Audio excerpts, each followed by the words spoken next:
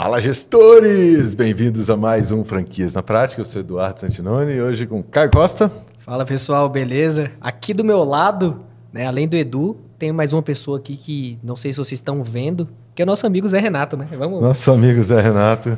Fala, Zé. Ele está aqui. Beleza, presente Zé? aqui. Presente. Ou não.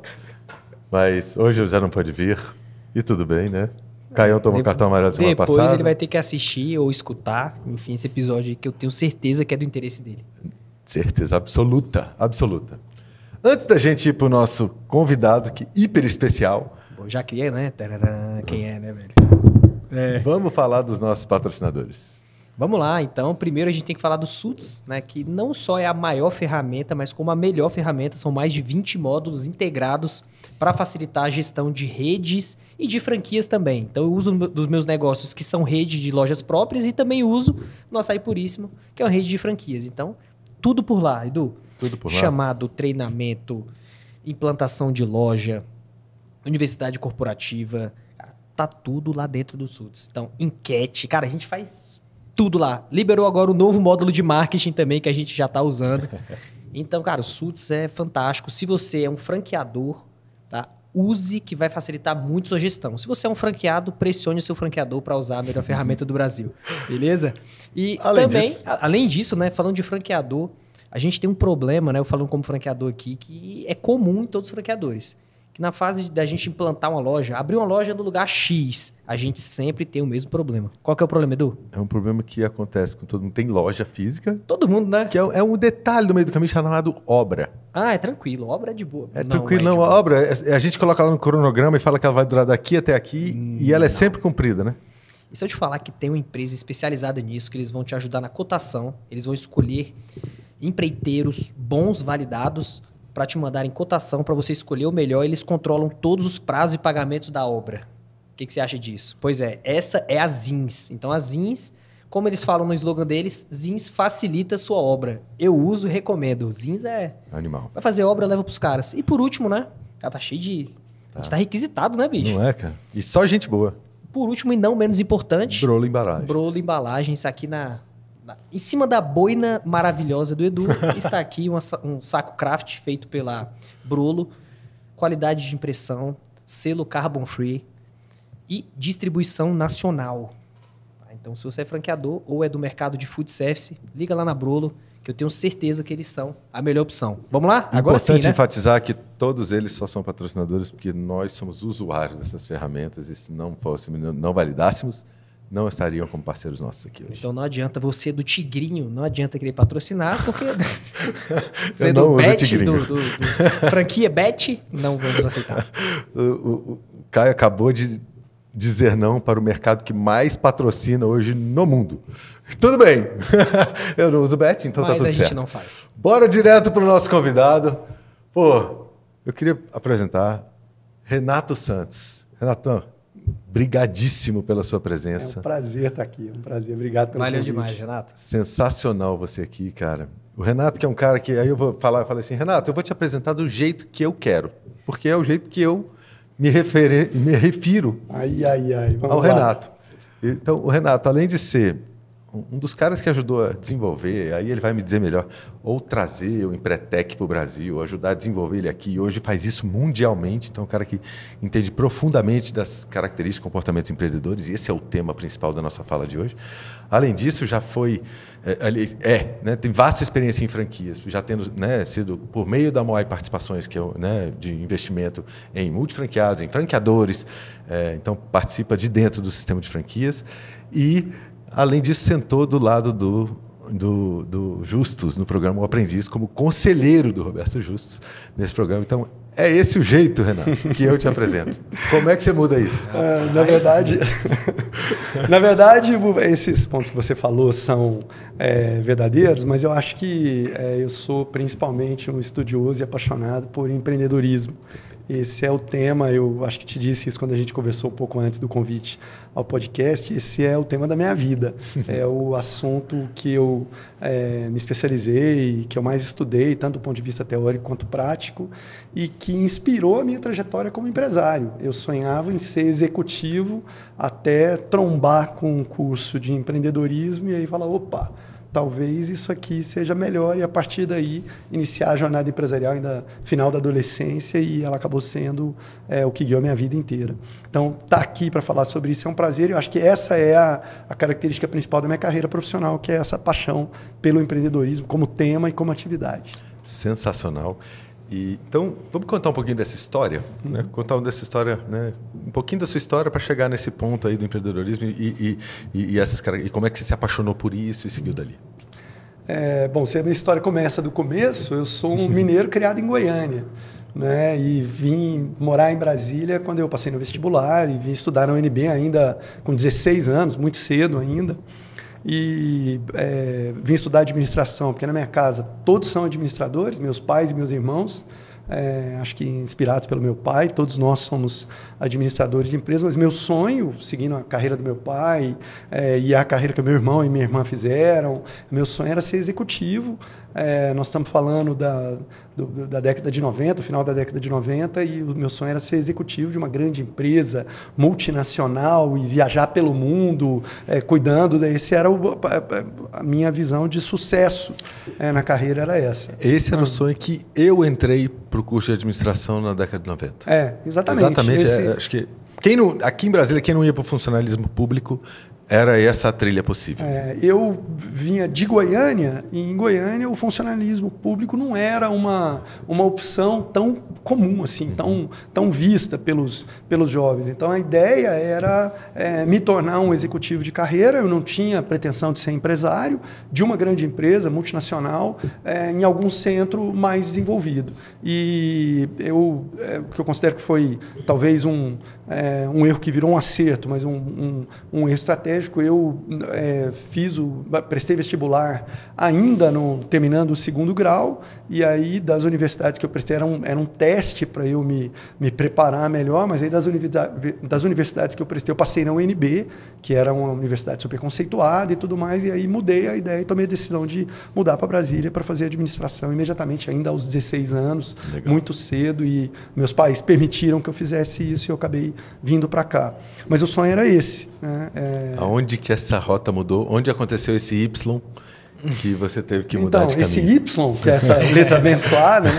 Esse Y aconteceu, quando eu vim para cá, não tinha amigos, não conhecia ninguém ainda, e eu estava num grupo de universitários que eram muito mais velhos que eu, né? Eu tinha 16, a minha turma tinha 20, e isso faz uma diferença enorme nessa fase da vida. Né? Eu era um menino ainda, né? E então foi muito difícil para mim me ambientar. Quando eu cheguei, eu acabei me embrenhando na universidade. Procurando entender tudo que a UNB oferecia. Eu não era sócio de nenhum clube, eu não tinha turmas de amigos para sair no final de semana, então eu acabei me embrenhando na universidade, e com isso o departamento de administração da UNB não tinha centro acadêmico na época, estava fechado. Eu acabei conduzindo um movimento com outros alunos lá para reabrir o centro acadêmico. Aí fizemos uma primeira eleição, fui eleito presidente. Caramba. E enquanto eu era presidente... Isso foi pergunta... Foi mal. Isso foi em 1993. 1992. Não, peraí. 92 para 93. Peraí, deixa eu fazer as contas aqui, peraí. Tá batendo. Era moleque ainda. Não, peraí. E aí... Fenomenal. E aí, o que aconteceu? A conta tá fácil de fazer. Nessa época daí, apareceram 2 colegas, que eram 2 irmãos, colegas do curso de administração mais adiantados, que tinham ido participar de um evento, de um curso, um treinamento em São Paulo, e tinham conhecido a primeira empresa júnior do Brasil, que era a empresa júnior do departamento da Faculdade de Administração da Fundação Getúlio Vargas. E voltaram com a ideia de montar uma empresa júnior aqui, não foi uma ideia minha. Não tinha no Distrito Federal, não tinha na região centro-oeste, aliás, nessa época só tinha em São Paulo. E eles voltaram com essa ideia. Eu era presidente do centro acadêmico, eles vieram falar comigo. E não só eu, como vários outros alunos, encampamos essa ideia, e a gente acabou montando a primeira empresa júnior fora do eixo de São Paulo. Não sei se é a primeira fora do eixo de São Paulo, com toda certeza a primeira da região Norte, Nordeste e Centro-Oeste, que foi a então Consultoria Júnior Universitária de Brasília, hoje a ADIM, que é a empresa júnior de administração da UNB. E aí eu comecei a me envolver nessa realidade, me interessou muito, né? Era uma época em que eu estava tentando me desenvolver, então eu era estagiário em 2 empresas diferentes, né? E trabalhava na empresa júnior também. Nas duas empresas, eu era aquele estagiário que tira xerox, que digita alguma coisa, que prepara um memorando, que secretaria uma reunião. E na empresa júnior eu negociava, liderava gente. Não era o presidente ainda. Era nesse início. O presidente era um desses fundadores, o Paulo Belo, um amigo até hoje. Mas nesse momento eu era membro da equipe, mas eu negociava projetos, discutia preço, fazia entregas. É uma grande escola. E era uma qualidade de trabalho, de uma importância, uma relevância do que a gente fazia, das decisões que a gente tomava, incomparável com ser estagiário de uma grande empresa, muito diferente. Então a paixão começou aí. E aí, isso foi empreender, né? Isso foi uma escola inicial para o que era empreender, ainda sem usar esse termo. Sem usar esse termo, né? Mas eu acabei virando depois. Até porque ele nem existia no Brasil nessa época. Exatamente. Ainda não. É mesmo? A gente vai falar sobre isso daqui a pouquinho, é parte da conversa, mas o termo empreendedorismo começou a ser usado aqui no Brasil na década de 90. Então, já existia aqui no Brasil, sim, esse conceito de empreendedor, esse termo já era, mas não aqui no Distrito Federal, no ambiente universitário da UNB, não era um termo comum. Tinham empresários e tinham executivos. Mas o termo empreendedor, enquanto aquele que cria um negócio e tudo mais, não era algo, não tinha o conceito claro ainda, assim. Então, a gente não entendia que isso poderia ser uma opção de carreira. Como não está conceituado, a gente não enxergava isso. Alunos, jovens, sem experiência ainda, não se olhava para isso como uma opção de carreira. Eu não sabia que a gente estava empreendendo dentro da empresa júnior. E aí o que aconteceu? Isso evoluiu. Tem muitas coisas que acontecem na nossa vida por chance, por sorte, né? O tempo evoluiu, eu acabei virando presidente da empresa júnior um pouco mais tarde. Acho que depois que o Paulo se formou, se eu não me engano, teve um outro colega que foi presidente antes e tal. Acabei virando presidente da empresa enquanto eu era presidente. O Sebrae trouxe para Brasília a primeira edição aqui no Distrito Federal de um curso internacional da ONU de formação de empreendedores, que é o Empretec. Perfeito. E aí o Sebrae do Distrito Federal deu uma bolsa para a empresa júnior. Uma bolsa para a empresa júnior e tudo mais. Tinha lá todos os membros da empresa júnior e eu democraticamente decidi que a bolsa seria minha. E aí fui fazer o Empretec na primeira turma que teve aqui no Distrito Federal. Outros colegas foram também. Teve outros colegas da empresa júnior que participaram e tudo mais. E fiz esse curso e esse curso virou a minha cabeça e o meu desejo, a minha visão do que seria sucesso para a minha carreira de ser executivo para ser empreendedor. Eu, nesse momento, era trainee da ESSO, Brasileiro de Petróleo, que nem existe mais, era trainee de marketing dessa empresa e tinha acabado de ser aprovado no programa de trainee do Bank Boston, que depois foi comprado pelo Itaú, desculpa, e depois o Citibank também foi fundido ao Itaú, mas nesse momento eu estava nessas duas oportunidades aí, eu fiz o Empretec 2 semanas depois, eu pedi demissão dos 2 estágios e junto com um colega de faculdade na UNB, mas que eu conheci durante o Empretec, a gente montou aquela que veio ser minha primeira empresa, muito novo, com 17 para 18 anos e tal, não deu certo. Mas foi uma primeira experiência empresarial e foi a concretização do desejo de me tornar empreendedor.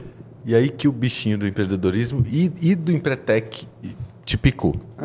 O bichinho do empreendedorismo picou nesse momento. Do Empretec foi porque logo depois de sair do curso, aí, de novo, a oportunidade estava posta ali. O Sebrae estava começando a trazer esse programa internacional para o Brasil, não tinha instrutores, não tinha equipe para lidar com esse programa ainda, ele precisava formar. Eu, pela minha característica de falar e tal e tudo mais, acabei me destacando na turma do Empretec que eu participei e fui convidado para me tornar instrutor. Eu não estava formado ainda estava na faculdade. Assim que eu me formei, esse convite se materializou. Eu já tinha aí pedido, já era empresário, já tinha pedido demissão dos já tinha mais agenda flexível e comecei a atuar também como instrutor do Empretec. Isso em 1995. Eu fiz o Empretec já tem muito tempo que eu fiz, e foi 2011. Eu fiz 2011 também. Eu fiz em 94. Na primeira turma aqui do Distrito Federal, o programa chegou ao Brasil em 93. Chegou em 91, chegou ao Sebrae em 93. É um programa lançado no mundo inteiro em 1987, desenvolvido originalmente na Universidade de Harvard por um dos baluartes da formação de empreendedores em todo o mundo, que é o David McClelland, um dos psicólogos mais importantes em todos os tempos. Esse cara concebeu o framework do que veio a ser o Empretec, que são as 10 características de comportamento empreendedor, até hoje vistas como o compêndio correto das competências empreendedoras em termos acadêmicos no mundo inteiro. Quero explorar, já que a gente está entrando e vamos mergulhar nele agora, quero explorar um pouquinho mais dessa história. Brevemente, eu tive a oportunidade de ler recentemente um material como é que foi essa história para a construção desse conteúdo e de como é que você se imergiu nele e hoje se transforma em alguém que dissemina isso pelo mundo.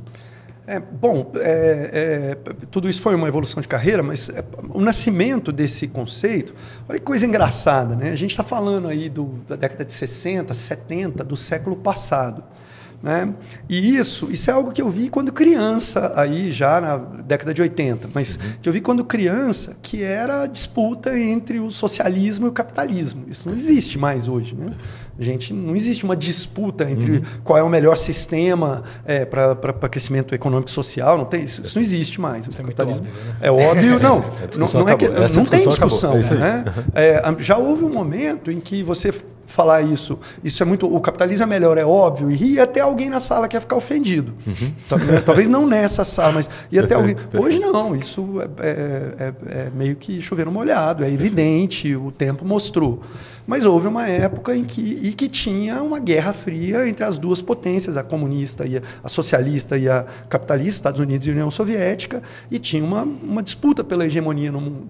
Então nasceu por uma decisão política norte-americana de incentivar o capitalismo no mundo em desenvolvimento. Então essa é a história real, de incentivar o capitalismo no mundo em desenvolvimento. O governo norte-americano, lá, não sei nem quem era o presidente, lá na década de 70, decidiu que a USAID, que é a Agência para Desenvolvimento Internacional dos Estados Unidos, a USAID ia estimular o capitalismo no mundo em desenvolvimento. E aí, isso foi uma decisão estratégica de alto nível do governo americano.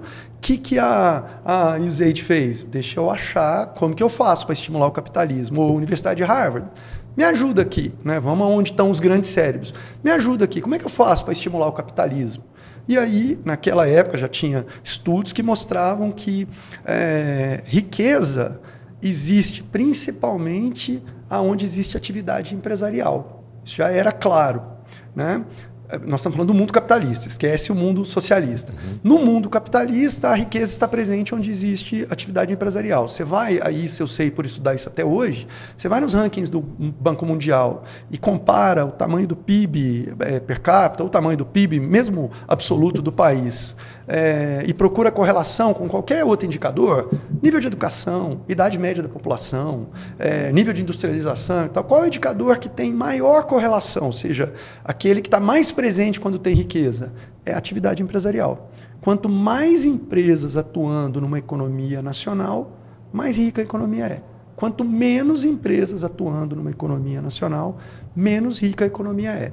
Então, quando a gente pensa que no Brasil, até o início da década de 90, o empresário era demonizado, não é à toa que nós não temos um nível de desenvolvimento econômico mais alto. Perfeito. Que enquanto a gente ainda tinha correntes políticas, eu não estou aqui fazendo propaganda política, mas enquanto a gente ainda tinha no Brasil correntes políticas vendo, até hoje a gente tem, por incrível que pareça, vendo o empresário como explorador da mão de obra, explorador da sociedade, o mal da sociedade brasileira, enquanto a gente ainda tinha isso, no mundo já tinha gente que entendia que o desenvolvimento só acontece para valer quando o empresário está presente. Então, enquanto a gente estava brigando para ver se a gente quer que tenha empresário ou não, no mundo tinha gente, como é que eu faço para estimular ao máximo isso acontecer? Né? Já estava acontecendo. Então, nesse contexto, na Universidade de Harvard, essa pesquisa, essa pergunta da USAID, essa consulta da USAID caiu no departamento de psicologia, no David McClelland, que para quem é de recursos humanos, é um dos pais da psicologia organizacional, é um dos precursores da teoria das competências. Quando a gente fala de RH, a gente fala do famoso chá. Competências, habilidades, atitudes. Isso vem, não sei se esse conceito foi ele que criou, mas isso vem dos estudos que ele preconizou. Esse psicólogo já falecido há muito tempo, quando a gente fala na academia, né, no mundo acadêmico, a gente mede a importância de um pesquisador, de um autor, pelo quanto ele é citado pelos outros autores. Em outras obras. E isso aí é catalogado. Então, você consegue saber quem é o autor, o cientista mais importante. O David McLaren está entre os cinco cientistas sociais, psicólogos mais importantes de todos os tempos. Esse cara aí, ele é extremamente importante. Ele respondeu essa consulta, a consulta que eu usei foi: é possível identificar o que faz os empresários serem bem-sucedidos, para eu estimular isso em outros lugares? E se for possível identificar, é possível desenvolver? É possível ensinar? Eu posso, então, descobrir o que faz o Caio ser um empresário bem-sucedido e não faz o Renato ser um empresário bem-sucedido? É possível identificar isso. E aí, se eu descobrir, eu ensinar aquilo que faz diferença para o Caio, para o Renato, para que ele também beba um pouquinho desse sucesso e ajude a desenvolver as economias nacionais? E a resposta desse grupo de psicólogos da Universidade de Harvard, liderado pelo David McLaren, é possível descobrir o que são essas características que fazem diferença para empreender com sucesso e é possível ensiná-las. Essa foi a resposta. E isso aí, na década de 70 ainda, gerou um conjunto de características de comportamento empreendedor, inicialmente 23, depois reduzidas para 15 e finalmente condensadas em 10, aí pelo efeito de marketing mercadológico, né? São 10 características de comportamento empreendedor. E de tempos em tempos, isso era bianual, ficou um tempo sem fazer, voltou a ser bianual agora. As instituições ligadas a esse programa no contexto da ONU fazem pesquisas de revalidação. Ainda são essas características que fazem diferença para o sucesso nos negócios? E a resposta dessas empresas que são pesquisadas, dessas pesquisas que são conduzidas, é que sim, existe um conjunto de características de comportamento empreendedor necessário para o sucesso e elas se mantêm hoje tão atuais quanto na década de 60. Só que na década de 60, relações de poder dentro da empresa eram organogramáticas, eram verticais, era um chefe, e hoje não, a liderança é exercida de outra maneira. Perfeito. Mas continua sendo necessária a capacidade de liderar, só que com ferramentas diferentes. Fenomenal. Muda tecnologia, muda ferramenta, mas o comportamento, né? Muda tecnologia, ferramenta e muda cultura. Né? Então, o que era influenciar na década de 60, um funcionário provavelmente fosse dizer com muita clareza o que ele deve fazer. E hoje não. Hoje, se você é extremamente assertivo e claro com o funcionário, você pode desmotivá-lo. Se você não deixar que ele contribua, que ele traga o que ele pensa, que ele faça do jeito dele. Se você está falando das gerações mais jovens, provavelmente seu turnover dispara, você perde sua equipe e tudo mais. Então muda a cultura e mudam as ferramentas tecnológicas. Você gerenciava pelo telefone de fio com disco e agora é pelo WhatsApp. Você nem fala mais, você só tecla, ou manda áudio e tudo mais. Então, se ligar para esse pessoal, o pessoal nem responde. Tem um funcionário que, cara, não atendo ligação, velho. A galera odeia. Isso. Mudam as ferramentas, muda a cultura, mas o comportamento permanece. Você só contextualiza. Do mesmo jeito que você, quando você fala em prover para a sua família na época das cavernas, sair e matar um búfalo para trazer a comida para casa. E hoje não, é ir para a Bolsa de Valores e tradear e tudo mais e trazer 1 milhão no final do dia. Hoje são vários búfalos, né? Mais difícil. São várias cabeças de gado de uma vez só. Mas é basicamente esse conceito. Legal. Então ficou evidente agora que a gente chegou no cerne, né, das características de comportamentos empreendedores, com quem, né, grande estudioso desse tema. E por que a gente trouxe Renato aqui? Porque, desculpa, você, franqueador, é um empreendedor e precisa aprender sobre isso. E você que já é franqueado também precisa aprender sobre isso. E você que não é franqueado e não é franqueador, mas quer se tornar um deles, também precisa aprender sobre isso. E a gente que já é e precisa o tempo inteiro voltar a consultar essas características, porque tem sempre aquela que a gente ainda está pecando, ainda está faltando. Então, eu quero agora mergulhar um pouquinho nelas, Renato. E aí eu vou forçar na sua memória aí, para a gente ir uma a uma e fazendo uma correlação aqui com o franchising, vamos trocando essa bola e seguindo. Vamos lá, vamos falar disso sim. Só fazendo um comentário sobre isso, porque você me fez uma pergunta sobre... levar isso para o mundo. Levar isso para o mundo. O programa Empretec é revisado periodicamente. E aí eu comecei a atuar como autor das versões do Empretec em 2007. Aqui no Brasil, em 2007, 2012, 2017, em 2022, foram feitas revisões do programa. As características não foram mudadas, mas as ferramentas e a metodologia de transferência para os participantes, sim, eu participei disso. Na criação do Empretec original e no desenvolvimento das características, eu não era nem nascido. Correto. Corrigido o meu inflar. Mas você hoje está implantando isso em outros países. Sim, não só me tornei autor das versões do programa Empretec, aí agora já tem Empretec para startups, Empretec para empreendedores rurais. Em alguns outros países a gente tem Empretec para o setor de logística, Empretec para fintechs. Então não é mais nem para startups, é para startups do setor financeiro. Já tem, então eu me tornei autor de versões como essas e treinador de equipes, formador de equipes, além de atuar na negociação e implantação do programa em alguns outros países. Na verdade, o Empretec está em 51 países. Eu atuei aqui no Brasil, nesse processo de revisão e criação de novas versões, mas em outros 25, então são 26 no total, na negociação, na implantação, na formação de equipe, na criação do programa nesses outros países aí, diretamente junto à ONU, aí não é um mandato do SEBRAE, o SEBRAE atua só aqui no Brasil. Legal. O SEBRAE é quem representa, quem executa isso. O Empretec é o franqueado do programa Empretec no Brasil. Legal. Não é uma franquia, é uma licença, não há remuneração nem nada, porque é um programa de desenvolvimento econômico. Legal. Mas é isso. Muito bom. Então é isso. Então vamos mergulhar agora nessas características, vamos uma por uma, você descrever um pouquinho o que são elas, aí quem está nos ouvindo vai se autoavaliando aí. E a gente aprofunda um pouco como é que isso adequa ao franchise.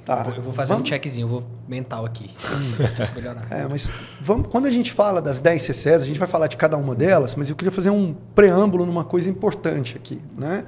Como que a gente identifica quem é empreendedor? Aí a resposta óbvia é quem é dono de empresa, ou quem montou negócio, ou quem monta negócio e tudo mais. Só que isso já é o resultado. Vamos lembrar que o que Harvard respondeu para a ONU e o que o programa Empretec faz, e isso não é importante por causa do Empretec, não, mas o que ele faz é identificar pessoas que têm este potencial. E isso é importante para você que é franqueador também. E para você que é franqueado e pretende se tornar multifranqueado também. Quem que você quer que opere seus negócios? Quem que você quer que seja seu franqueado? Quem que você quer que seja seu sócio operador ou seu gerente de uma unidade? Alguém que tenha capacidade empreendedora. Essas características. Só que você não enxerga essa capacidade até dar a oportunidade para a pessoa exercê-las. Ou seja, você tem que contratar, você tem que vender a franquia, o cara tem que implantar para você ver. Tem jeito de detectar isso antes? E aí a resposta é sim. Só que você não detecta as características, porque as características são de comportamento. E o comportamento você enxerga quando você vê. Então eu vejo você agindo, eu sei que você age daquele jeito. Se eu não vejo você agindo, eu não leio o seu comportamento. Então como é que esses autores, como é que Harvard fez para identificar os empreendedores, para depois descobrir como eles se comportam, né? Pelo tipo de motivação, pelo que motiva as pessoas. E aí o que o David McLennan descobriu é que os empreendedores são pessoas naturalmente motivadas para a realização. O ser humano possui, aí é da psicologia, 21 tipos possíveis de motivação diferentes. E existem 3 tipos que são particularmente fortes nos empreendedores. A motivação para a realização, a motivação para a afiliação e a motivação para o poder. Empreendedores são pessoas que se motivam por realizar. Realizar significa pensar no que você quer e trabalhar e fazer com que o que você quer aconteça. Quem criou o termo empreendedor é um economista austríaco chamado Joseph Schumpeter, muito famoso e tal e tudo mais, em 1942. Quando ele criou esse termo empreendedor, empreendedorismo e os derivados vieram depois. Quando ele criou o termo empreendedor, as pessoas perguntaram: o que é empreendedor? Porque conhecia esse empresário, executivo, esse termo empreendedor não existia. O que é empreendedor? E aí veio o conceito é poético, a maneira como ele respondeu. O empreendedor é aquele que trabalha hoje para alcançar amanhã o que ele sonhou ontem. Essa é a definição que o criador do termo deu para o empreendedor. Espetacular. Trabalha hoje para alcançar amanhã o que ele sonhou ontem. Empreender é realizar. E por isso, empreendedores não são donos de empresa necessariamente. É possível ter um empregado empreendedor. É possível ter um aluno empreendedor. É possível ter desempregados empreendedores. E é possível ter um empresário que não é empreendedor. Também, porque empresário é dono de empresa. E empreendedor é quem realiza. Por que tantos empreendedores escolhem ser empresários? Porque se o empreendedor é aquele que trabalha hoje para alcançar amanhã o que ele sonhou ontem, para que isso aconteça, ele precisa ter um ambiente onde ele possa fazer o que ele deseja. E a profissão que dá mais liberdade para você fazer o que você deseja é a profissão de empresário. Então, por isso que a maior parte dos empreendedores se volta para o empreendedorismo e para criar os seus próprios meios de vida. Porque quando você se torna um funcionário público, é preciso ser empreendedor no Brasil de hoje para se tornar funcionário público. Muito. Para estudar para um concurso público, você precisa de persistência, comprometimento, você precisa de análise de risco, você precisa de várias características, só que aplicadas com ferramentas diferentes a um contexto diferente. Mas são as mesmas características. E é trabalhar hoje para realizar... Amanhã o que você sonhou ontem. Ou seja, é possível que você seja um estudante empreendedor, é possível que você seja uma dona de casa empreendedora. Né? Ser empreendedor empreender é realizar. Se a dona...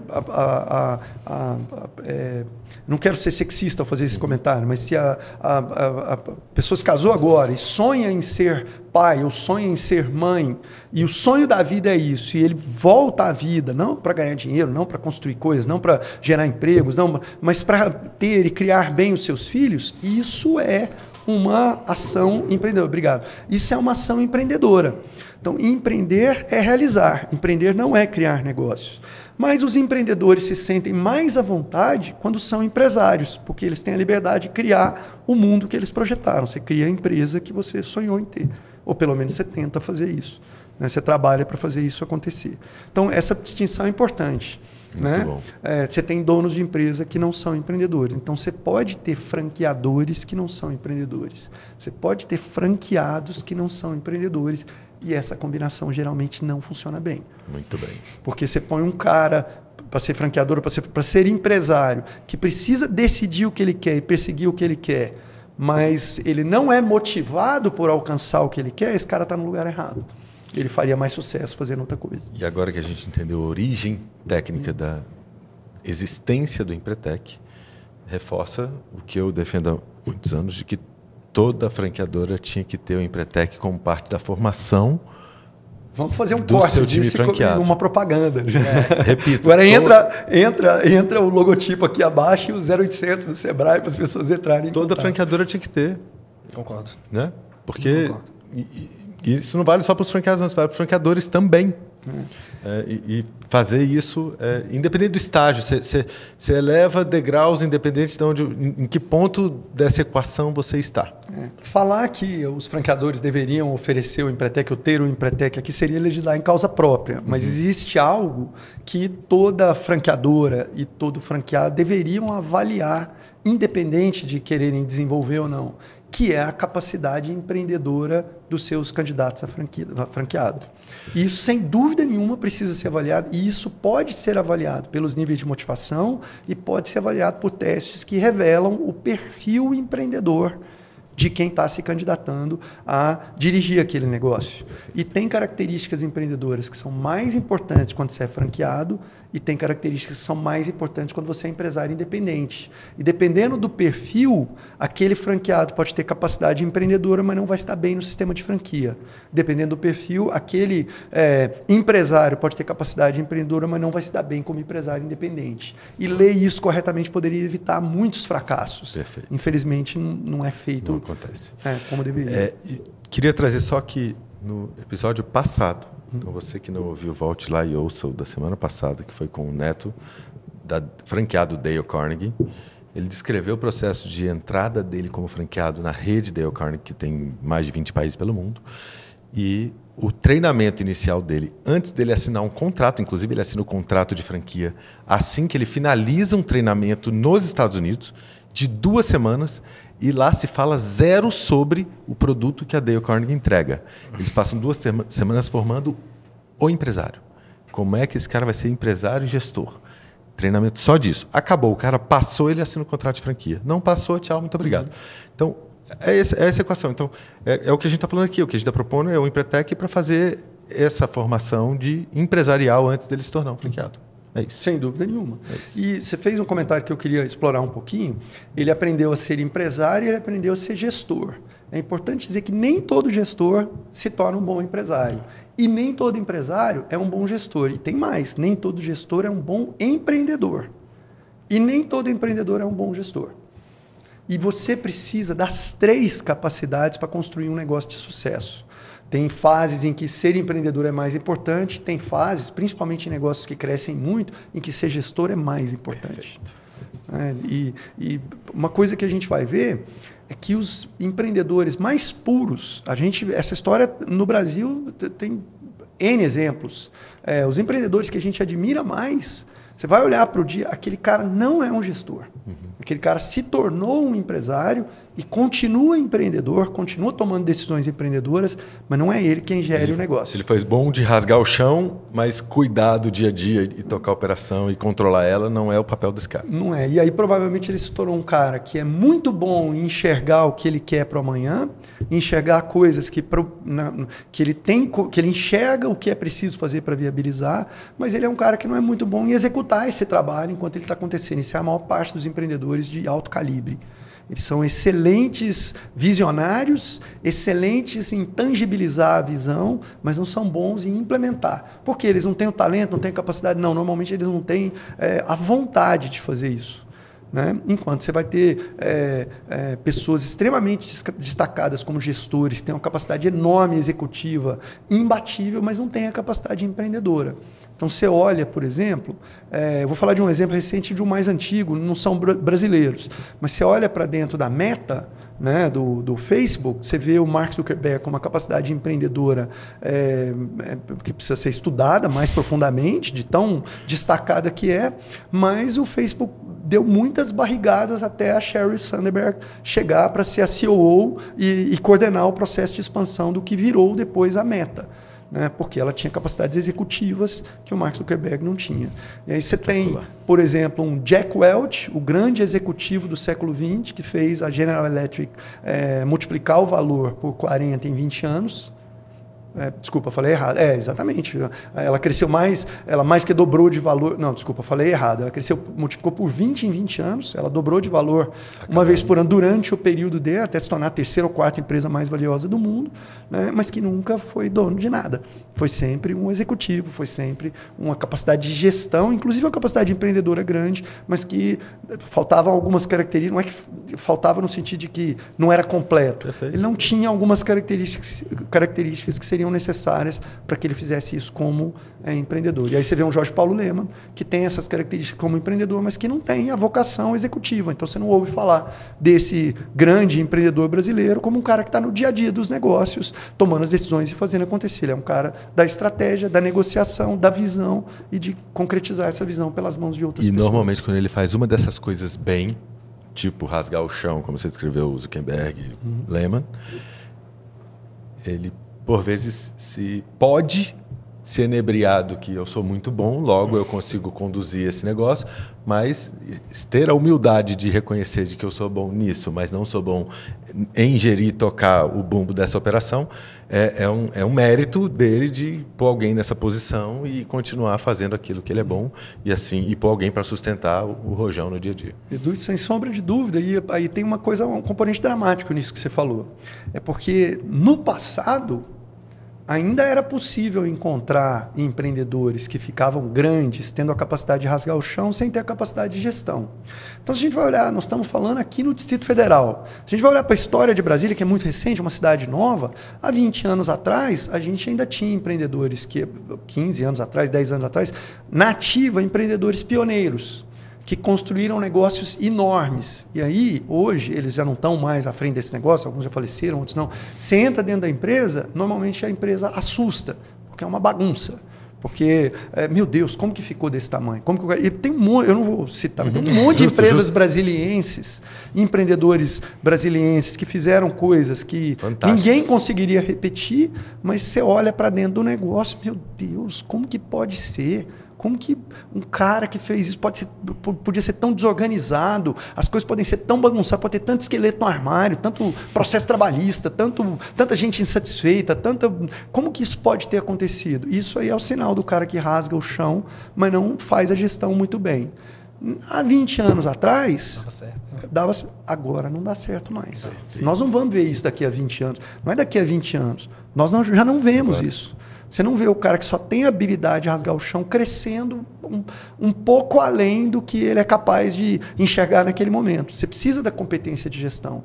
É por isso que empreender no passado já foi uma habilidade individual, mas hoje os empreendimentos de maior sucesso têm equipes, têm grupos. Então é uma sociedade, é um conjunto de porque um tem uma competência, outro tem outra, e agrega gente, empodera executivos e tudo mais para fazer as coisas acontecerem, porque são competências diferentes. Espetacular. Se a gente parar só com essa mensagem já bastava para esse episódio. Já estava pago. E a gente nem entrou na CCS. E a gente nem entrou na CCS e eu quero entrar na CCS uma por uma. Eu falei para você quando a gente começou. Não, eu não estou ligando pro tempo, tá? Então o ouvinte vai entender. Então se vamos entrar e pode ser que a gente passe do tempo e está tudo bem. Tá. Bem rapidinho, falei de motivação para realização, que é enxergar hoje, trabalhar hoje para alcançar amanhã o que você enxergou ontem. Tem também, não é suficiente, tem também a motivação para afiliação. A motivação para afiliação é o desejo de ser aceito socialmente. Tá. E aí é socialmente, na sociedade em que ele se insere, não, por um grupo de pessoas, aqueles que compõem a sua equipe, o seu time.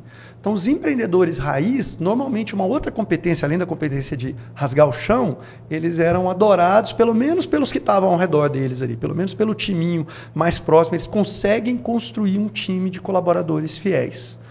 Quanto maior esse poder, quanto maior essa capacidade de aglutinar gente em prol da sua visão, então o empreendedor tem a visão, estou enxergando amanhã o que eu estou trabalhando hoje para alcançar, porque eu sonhei ontem, né? Mas, além disso, eu consigo estimular, trazer e atrair mais gente para trabalhar pelo meu sonho. Então, é uma capacidade de afiliação, tanto no sentido de ser aceito por outras pessoas, quanto no sentido de fazer com que outras pessoas aceitem os seus sonhos. Certo? Tá. Mas ela também já é uma das características empreendedoras. E ainda estamos falando nela como motivação. Ela se consubstancia em 3 características empreendedoras. Já fala sobre isso. Boa. Então vamos entrar. Já vamos começar nelas, então? Deixa eu falar a última, tá. Que é o motivação, poder. Que é o poder. Tá. Que é a capacidade de fazer... Eu vou falar filosófico e eu falo prático. De fazer com que o mundo trabalhe pelos seus objetivos. O que é o mundo trabalhar pelos seus objetivos? Porque uma coisa, a filiação é o time que trabalha com você. Poder são os stakeholders, essa expressão não existia, mas são os stakeholders que você precisa influenciar. Então, é conseguir que o governo te autorize a abrir o negócio que você quer abrir ali, conseguir que o fornecedor te venda com o preço que você precisa ou com o prazo que você precisa para o negócio começar, é conseguir que o concorrente não te incomode em alguma outra coisa, é conseguir que o seu franqueado siga as diretrizes do franqueador, tudo isso é poder. Que é a capacidade de fazer com que o mundo, ou as pessoas que de alguma maneira influenciam os seus resultados, trabalhem para que eles aconteçam. Poder é a capacidade de conseguir cooperação e ação de terceiros. A filiação é a capacidade de ter suas ideias, seus planos e a sua personalidade aceitos e queridos por outros. Então são coisas diferentes. Muito bom. O empreendedor precisa das 3 capacidades. Quando ele tem essas 3 capacidades... Que é realização, poder e afiliação e poder. Quando ele tem essas 3 motivações, elas viram as 10 capacidades empreendedoras, competências. A gente fala de... aqui no Brasil, as capacidades empreendedoras são chamadas de CCS, Características de Comportamento Empreendedor. Mas, na realidade, o termo original é PEC, que é Personal Entrepreneurial Competence. Competência empreendedora pessoal. Então, é uma competência pessoal que você tem que te leva a empreender. Gostei. Cara, você vai ver na teoria, velho, e lindo. Bate, né, velho? Lindo. Não, porque ele entende da teoria. Assim, acho que a gente nunca trouxe ninguém aqui com essa expertise assim, de teoria que, cara, na hora que a gente coloca na prática, a gente fala, cara, bate. Bate total. É isso mesmo. Não é à toa que o curso está em quantos países? 51. O maior programa de formação de empreendedores do mundo. É isso. Muito bem. Bora para CCS. Vamos lá. Que eu gostei mais do nome em inglês. Qual que é o nome em inglês aí? PEC, Personal Entrepreneurial Competence. Muito bom. Competências empreendedoras pessoais. Exatamente. Essa é a tradução certa. Muito bom. Então, vamos falar rapidinho. Quais são as competências empreendedoras pessoais? Quais são as CCEs, as características de comportamento empreendedor? Legal. Tem 5 que são ligadas principalmente à realização. De 10, 5 são de realização. Realização é o atributo mais importante dos empreendedores. Capacidade de realizar. Capacidade de o que você pensa, fazer o que você pensa acontecer na prática. Isso é o empreendedorismo puro, na veia. Perfeito. Capacidade de sonhar e fazer acontecer. Que competências fazem com que isso aconteça? A primeira delas é busca de oportunidades, iniciativa. Capacidade de enxergar oportunidades para fazer alguma coisa onde as outras pessoas não enxergam nada, ou pior, enxergam problemas. Né? E ter iniciativa para isso, iniciativa para realizar. Porque você que está aqui assistindo a gente agora, todos nós, sem exceção, já passamos por situações em que você está andando pela rua, você fala assim, nossa, aquele cara ali pegou minha ideia, montou aquele negócio que eu pensei esse negócio aqui 10 anos atrás. E aí? Ou o cara fala assim, a ideia do Facebook eu tive. Isso aí eu podia ter feito. Isso depõe contra você, porque o outro foi lá e fez. Exato, exatamente. E isso decorre da iniciativa. Né? Legal. E lembra, a gente fala que o empreendedor rasga o chão, a iniciativa é rasgar o chão. Legal. O problema é que precisa da acabativa também, a gente fala daqui a pouco disso. Né? Muito bom. Mas então, busca de oportunidades e iniciativa é uma.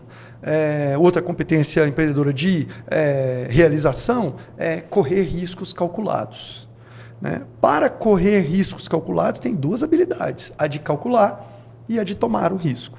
Então, os empreendedores têm uma capacidade de entrar em situações em que existe chance de sucesso e existe chance de fracasso, mas aonde eles enxergam que a chance de sucesso é maior.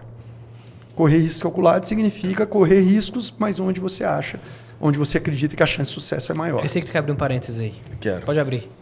Quero. Jogou a bola para tu assim, ó. Pô, eu sou um fã do empreendedorismo porque eu acredito que correr risco é um pedaço, é o que constrói o mundo. Né? Tudo que está à nossa volta, alguém um dia foi disposto a correr risco, que é uma característica empreendedora fundamental.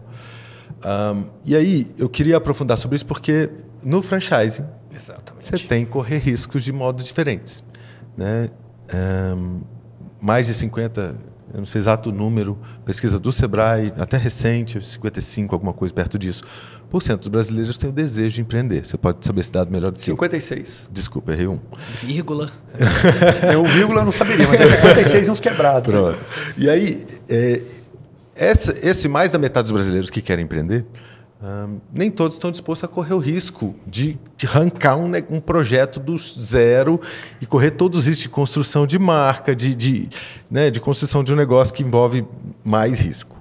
E o franchise é um lugar em que esse risco é diminuído por pegar na mão de quem já construiu um negócio, validou no mercado. Então, o empreendedor brasileiro se sente mais... Ele quer empreender, mas ele quer correr menos risco. Acho que isso ajuda a pavimentar o terreno para o Brasil ser um país tão forte no franchising. E aí, eu queria falar sobre essa característica olhando para o lugar do franqueado. Né? Como é que o correr riscos, no caso dele, é um pouco diferente. Né? Sem dúvida nenhuma. E é importante dizer o seguinte, a capacidade de correr riscos calculados é imprescindível para o sucesso do empreendedor, independente de ser franqueador ou franqueado. Mas em cada uma dessas situações, a intensidade dessa capacidade ela se mostra mais ou menos relevante. Agora, olha que interessante, e essa é a parte mais difícil de tangibilizar. Né?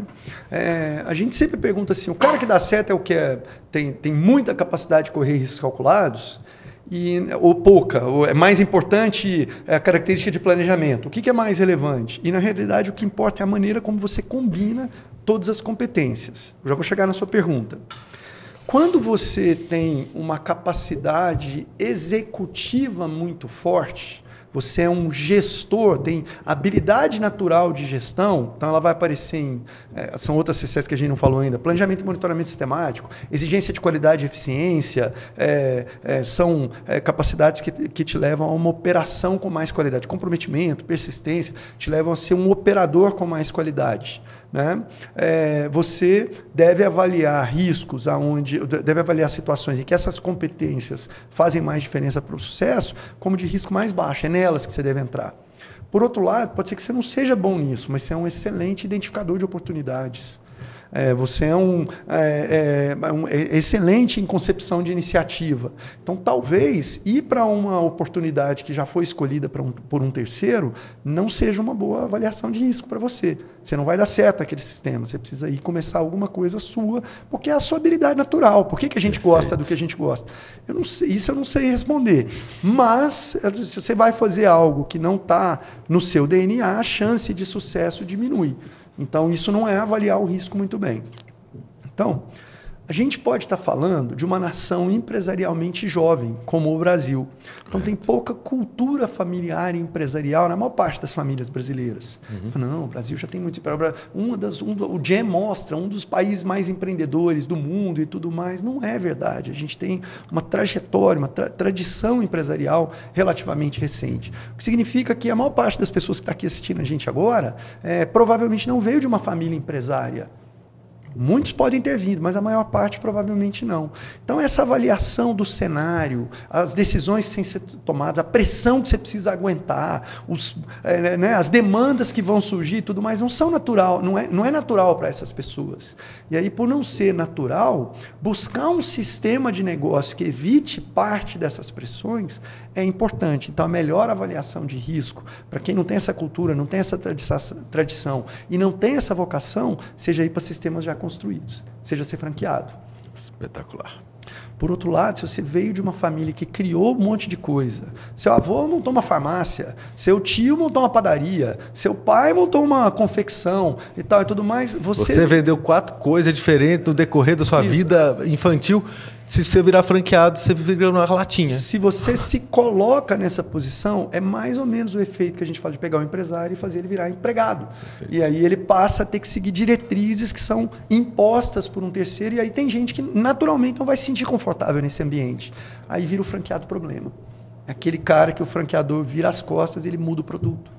Ele muda o preço, ele faz promoções que não pode fazer, ele traz coisas para o mix que não estavam previstas, e aí vira briga, e aí vai para a justiça, e aí toma multa, e ele fala, mas o seu produto não funciona, mas isso aqui não vende, o que vende é isso. Então é preciso, a análise de riscos inicial é de saber aonde você está pisando e que tipo de ambiente você quer estar. Então tem uma análise pessoal antes. Mas a partir do momento que você fala, eu quero construir uma fonte de renda própria, mas eu não tenho a capacidade executiva, eu tenho a habilidade executiva, mas não tenho a capacidade empresarial para isso, ou eu até tenho a capacidade empresarial, mas ela não é tão importante para mim quanto a minha necessidade de ter sucesso usando a minha capacidade executiva. Vai para dentro do sistema de franquia e vai se tornar um bom franqueado. E a maior parte das pessoas não tem a maturidade para avaliar isso. E por isso os franqueadores precisam oferecer essa avaliação e esse diagnóstico como parte do processo de seleção dos franqueados.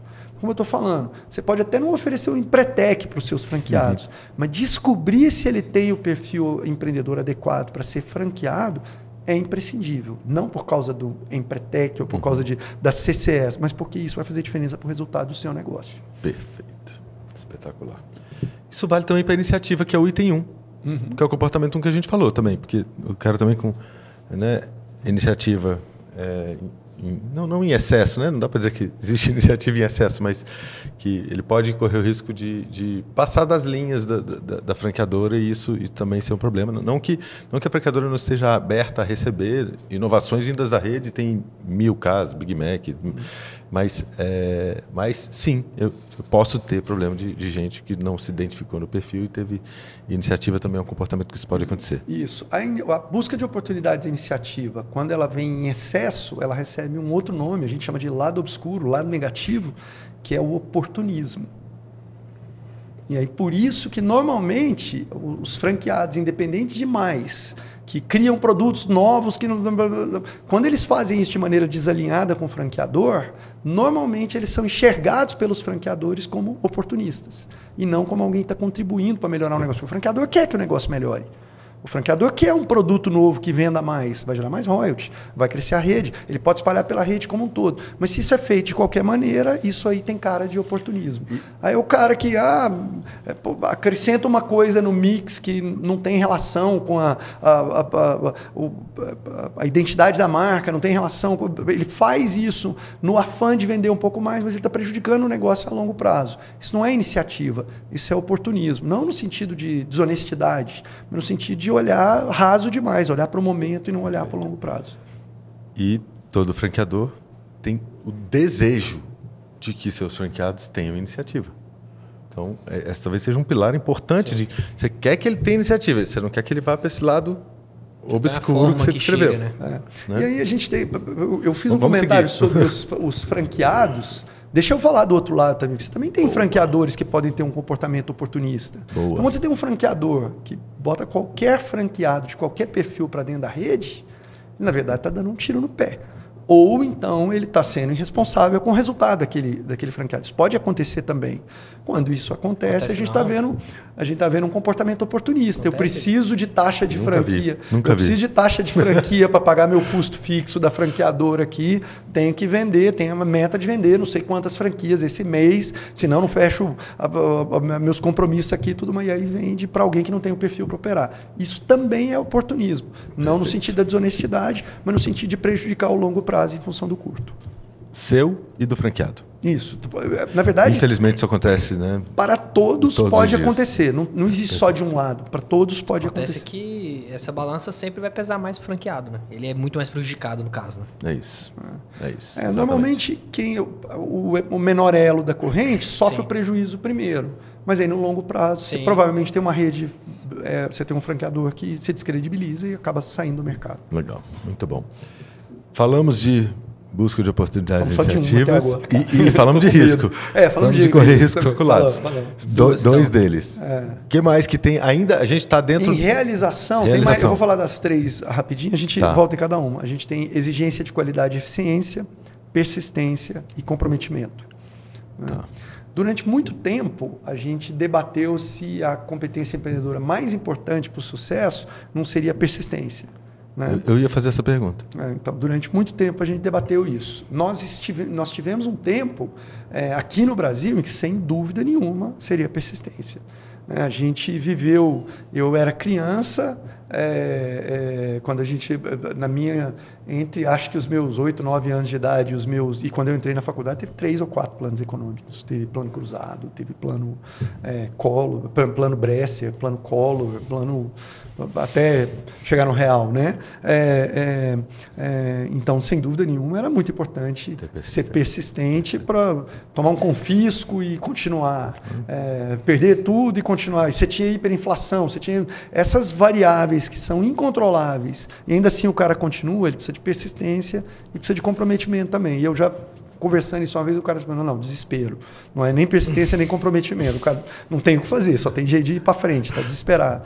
Mas persistência e comprometimento são essas duas características. A ausência de alternativa faz ele ter persistência e comprometimento. Isso aí é o empreendedorismo por necessidade. Perfeito. É outro debate. Mas eu queria entrar porque também tem o lado obscuro da persistência. Sim. Você sabe qual é? Você lembra qual é? Eu não lembro. Desculpa, eu pus uma saia justa. Eu chuto que... pus uma saia justa, eu chuto que seja alguma... sei lá, você não... Dá murro em ponto de faca. Dá murro em ponto de faca. Você insistir em algo que não vai para frente. Isso. E o nome disso é teimosia. Teimosia. Teimosia. Esse é o lado obscuro da persistência. Legal. O que diferencia persistência de teimosia? Olha eu maltratando vocês. O que diferencia? O que é a diferença entre ser persistente e ser teimoso? Acho que tem a ver com a rota, né? Com o caminho, mas... Normalmente a resposta... de quando eu devo parar. Né, então, por exemplo, deixa eu te contar uma coisa. Né? Tem um cara que ele queria criar um negócio que não existia ainda lá. Tal. Ele tentou 2.000 vezes sem conseguir. Esse cara é persistente ou é teimoso? Você sabe do que eu estou falando, né? Não, eu vou contar a história para vocês. Mas conseguiu? O cara que tentou 2.000 vezes é persistente ou é Thomas teimoso? Edison. Isso. Mas conseguiu? Aí fala assim... Né? Conseguiu a Luiz aí, ó. Não, então, exato. Aí, será que então o que diferencia o persistente do teimoso é o resultado? Não pode ser, porque se for aí o jogo não é justo. Porque eu só sei se eu estava certo ou errado no final. Eu não consigo saber durante. Só faz sentido a gente estar discutindo gestão, empreendedorismo, capacidades, competência empreendedora, se for algo que você aplicando agora, mude seu resultado lá na frente. Então não vale, não é das regras do jogo que você fala, olha, eu vou saber se você é persistente ou teimoso lá na frente, se você der certo ou der errado. Se você der certo, eu vou dizer que você é persistente. Se você der errado, você era teimoso. Engenheiro de obra pronta. O persistente também falha. E o teimoso também acerta. Perfeito. Né? Então a diferença. O persistente tem o foco no resultado, o foco no objetivo, no sonho que ele está buscando. O teimoso tem o foco na ação, no que ele está fazendo. Certo? Então o teimoso insiste na mesma ação. Então é o cara que a loja está dando prejuízo, o franqueado que a loja está dando prejuízo, a loja deu prejuízo esse mês. Ele chega mais cedo no mês seguinte, ele vai embora mais tarde, mas ele continua fazendo as mesmas coisas. Aí deu mais prejuízo, aí ele aperta mais e continua fazendo as mesmas coisas. Então o modus operandi é o mesmo. E a gente espera que os resultados sejam diferentes. É Albert Einstein. Loucura é repetir as ações, esperar que as consequências sejam diferentes, os resultados sejam diferentes. Isso é que é loucura. Né? Como age o persistente? Muda. Fiz isso, não deu certo, faço de outro jeito, faço de outro jeito, faço de outro jeito. Mas vou chegar lá.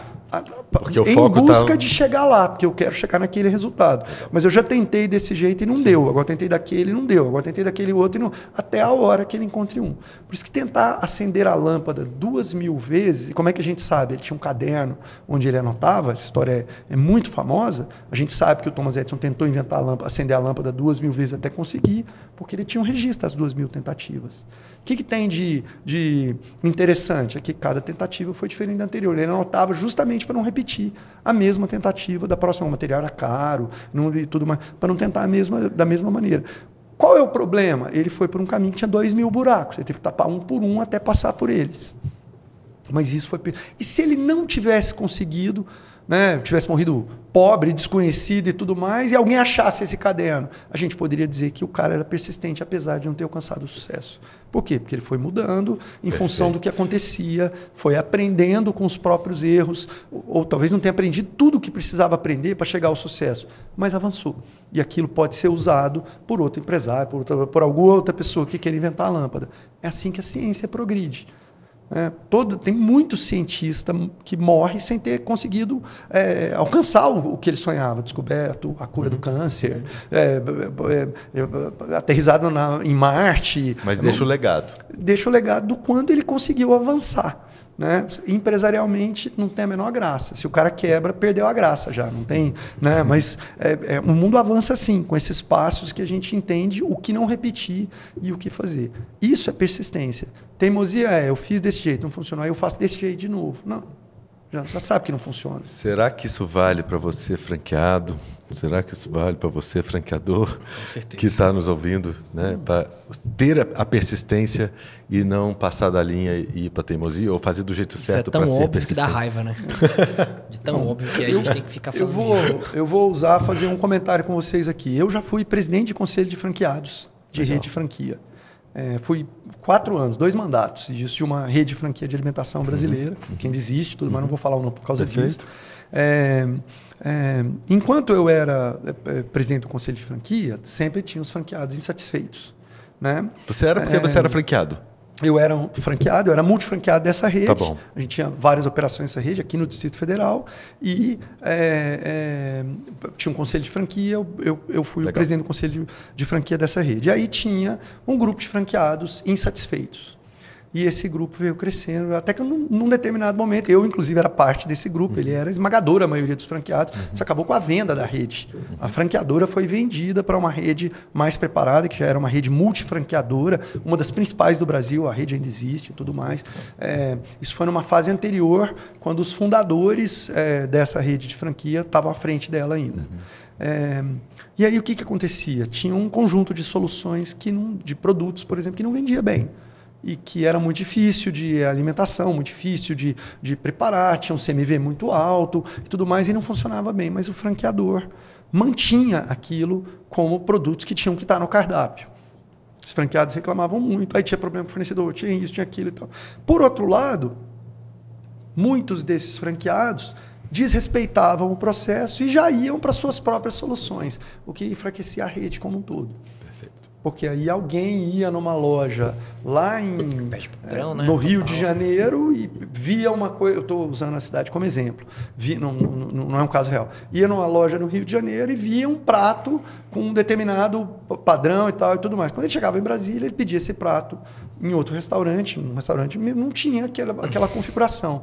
Um dos dois não prestava. Aí vira Frankenstein e perde a marca. Exatamente. É Aí isso. você perde, A aí marca a franquia deixa de fazer sentido. Então você tinha problemas de teimosia do franqueador, você tinha problemas de teimosia da rede franqueada. Dificilmente você vai encontrar algo que dá para você atribuir que aquela característica está faltando de um lado só. Dificilmente. Normalmente é um contexto. E esse caso nos remete ao nosso começo da conversa do cara que foi capaz de rasgar o chão, mas não foi capaz de gerir a rede. Exatamente. Aí ele passou para quem era capaz de gerir a rede. E a combinação disso é que faz o sucesso. Eu vou até ir um pouco mais longe. Essa rede de restaurantes, essa rede de franquias, ela foi ideia de um operador, de um empreendedor, um grande empreendedor que rasgou o chão e também construiu um sistema de negócio. Tinha uma rede de restaurantes próprios do Brasil e nos Estados Unidos. Esse empreendedor faleceu durante a pandemia, infelizmente. Né? Ele já não estava mais, já tinha vendido o negócio. Ele criou isso.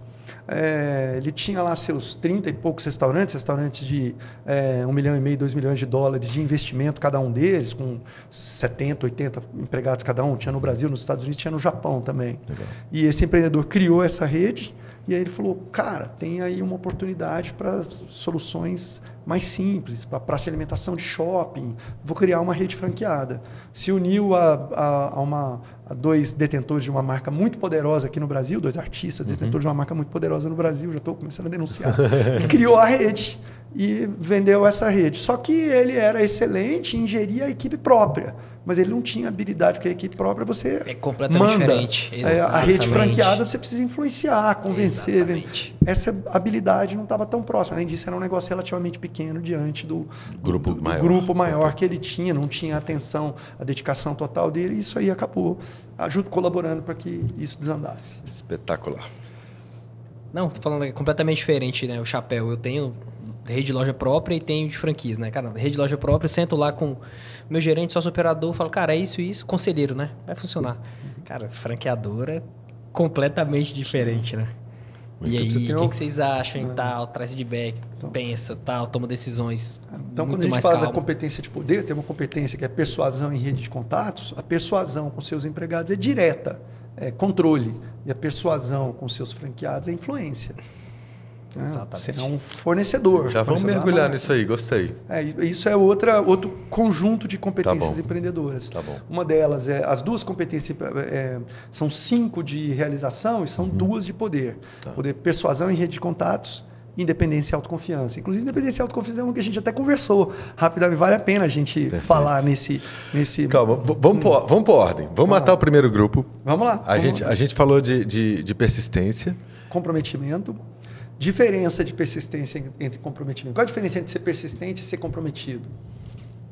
Persistente está ligado ao momento, está ligado à ação que você está fazendo, ao momento em que você está. Então, persistir é com relação a uma situação, com relação a um desafio, com relação a uma dificuldade.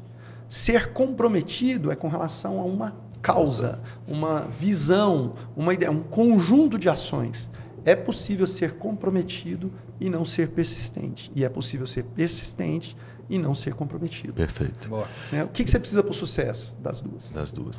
E vamos trazer isso para o franchising. O comprometimento, no caso do franqueado, é com uma causa e aí um pedaço da obrigação de quem quer se tornar franqueado é encontrar uma causa para a qual eu tendo a me tornar comprometido. Né? Então, fase inicial e depois usar isso como competência para execução. Isso. Você vai encontrar, por exemplo, Esse é um case famoso que consta de livros, né? Então, acho que eu posso falar sem nenhum problema aqui, mas uma história famosa dentro do McDonald's, que inclusive é narrada nos treinamentos de ambientação da Universidade do Hambúrguer, né? Uma história famosa do McDonald's, que é a história de um franqueado americano, norte-americano, que tinha lá não sei quantas unidades do McDonald's, e aí ele usava a indumentária padrão deles lá, ele ia para a loja de calça, sapato preto, cinto preto, camisa branca de manga curta e gravata vermelha com a tagzinha de franqueado McDonald's no peito. Ele ia para a loja dele, com orgulho daquilo e tudo mais, e ele amava a loja, amava a marca, amava os produtos e tudo mais. Ele ia para dentro da loja e o McDonald's usava isso como exemplo num treinamento, tá, gente? Não estou aqui perfeito. detratando a marca de forma alguma. Sou um admirador do sistema e tudo mais. Também. E aí, o franqueado ia para a loja dele, mas a loja dele não estava indo muito bem, estava com muito problema operacional. As pessoas viam ele, identificavam que ele era o franqueado e elas iam falar com ele, reclamar, sanduíche, tá ruim, não tá legal, o pão tá duro, sei lá o que elas falavam. Reclamar, tá sujo, demorou, não foi bem atendido e tudo isso começou a incomodar o franqueado, né? E que solução ele tomou para que esses problemas acabassem? Ele trocou a camisa. Tirou a plaquinha e parou de ir de gravata. As pessoas não reconheciam mais. Essa história é famosa. Né? E é usada como exemplo. E ele quis vender a loja? Ele quis fechar a loja? Não, ele queria abrir outra. Ele queria mais. Tem um comprometimento, tem um amor, tem uma visão, mas não tem a persistência em olhar para a gestão e em tomar as ações apropriadas. Fazer os ajustes. Fazer os ajustes necessários para resolver os problemas que ele tinha. Então, o compromisso tem a ver com as suas intenções num sentido mais amplo. E a persistência tem a ver com as suas ações no sentido mais restrito. Fenomenal. Muito bom. E a próxima, ainda para matar o primeiro bloco? Exigência de qualidade e eficiência, que é uma que é fácil demais de falar, né? Principalmente, eu sou da área de alimentação. Então, eu vou num restaurante, vou numa lanchonete, vou num café, vou em qualquer lugar e eu sou excelente em avaliar qualidade e eficiência. Se a comida vem fria, se o atendimento demora, se o garçom não está sorrindo, tudo mais. E todos nós fazemos isso bem. Né? Você, com certeza, se lembra de alguma experiência. Sim. E qual é a diferença entre essa característica empreendedora e essa capacidade, né? É que exigência de qualidade e eficiência, todos nós temos muito elevadas, mas os empreendedores têm exigência de qualidade e eficiência elevada contra eles mesmos, enquanto que a maior parte das pessoas tem isso com relação aos outros. Então, quando eu vou num restaurante onde eu sou cliente e reclamo da comida fria, reclamo do atendimento desatento ou do atendimento que demora, eu estou exigindo qualidade e eficiência dos outros. Quando eu vou no meu restaurante e eu faço isso com a minha equipe, aí eu estou sendo empreendedor, estou exigindo isso de mim mesmo. E aí a gente vai ver que os negócios que mais se destacam por qualidade e eficiência, normalmente são liderados por empreendedores que não estão satisfeitos com a própria qualidade e eficiência. Essa inquietude da qualidade do que ele está entregando no empreendimento dele faz com que ele se mexa e passe a usar da característica da persistência de tentar de modos diferentes. Exatamente. É sempre uma combinação. Uma casando com a outra. Para poder construir. Então, esse franqueado McDonald's que você citou, ele, né, não usou dessa característica. Com relação ao sistema de negócio dele. Mas aí, muito provavelmente, agora eu já estou inventando. Tá bom. Ele era um cara que toda vez que era visitado pela consultoria de campo, reclamava e dizia que não funcionava, e que não estavam trazendo, e que o treinamento estava bom e tudo mais. Ou seja, ele exigia qualidade e eficiência do franqueador, mas não exigia do seu próprio negócio. Perfeito. Então, a capacidade de exigir qualidade e eficiência dos outros não é uma capacidade empreendedora. A capacidade empreendedora é uma capacidade reclamadora. Exatamente. A capacidade de exigir qualidade e eficiência de si mesmo é uma capacidade empreendedora. Essa nuance é muito importante. Para mim, ela vale para franqueados e para empresários de maneira igual. Não tem, para mim, aqui nenhuma distinção. Provavelmente é universal para qualquer coisa que você faça. Hoje em dia eu faço o contrário, tá? Eu sou um cara que eu não avalio mal no restaurante. Eu posso ter a pior experiência do mundo, velho. Mas eu não vou lá no Google e tal. Cara, eu pego, mando um inbox e tal. Exatamente por isso, né? Eu falei, cara, pode ser se comigo, é em prol dele corrigir, eu vou falar velho. Na surdina. Exatamente. E um ponto importante, assim, lembra que a capacidade empreendedora vai estar presente quando você fala, e provavelmente vocês já fazem isso, Quando você fala, eu não vou no Google reclamar nem nada, mas se eu vejo um negócio errado, eu chego no meu gerente na hora. Então é isso. Você exige qualidade e eficiência de você mesmo. Né? E aí já o seu gerente também... é você. Né? Porque... No seu ambiente interno, onde você pode interferir, você tem uma demanda alta por qualidade e eficiência e você não aceita que não tenha. No ambiente onde você não é responsável por ele, mesmo tendo o direito de ter a qualidade e eficiência porque você é cliente, você não tem esse mesmo nível de exigência. Essa é uma característica dos empreendedores. Uma paciência maior com terceiros do que com eles mesmos. E aí, como você é empreendedor e ter a exigência de qualidade sobre o seu negócio significa, e o seu negócio não é você, é um time que está executando, faz com que você seja bom em né, persuadi-los a executar na qualidade que você, empreendedor, está inquieto. Isso. Aí você está caindo no outro conjunto. Era essa a intenção. Que é impossível empreender no mundo que a gente vive hoje sozinho. Já foi possível empreender sozinho, num passado de mais de 100 anos atrás. Agora não é mais possível começar sozinho, fazer as coisas acontecer. Não é mais possível. E vai ser cada vez menos. Os negócios são mais complexos, você precisa de mais competência, mais concorrentes, você precisa ser capaz de fazer muito mais coisas ao mesmo tempo. Então não é mais possível fazer isso. Você precisa de outras pessoas. Então você precisa agora ter a exigência de qualidade e eficiência e transmiti-la à sua equipe. Porque, na verdade, quem serve o seu cliente na mesa não é você. Aliás, eu adoro, isso é algo que a gente vê muito, o cara que fala assim, não, quando eu estou vendendo, eu fecho. Se eu chego para conversar com o cliente, a venda sai. Eu falo, que lindo, vai ser vendedor, não vai ser empresário. Porque quando você é empresário, você precisa fazer com que a sua equipe venda.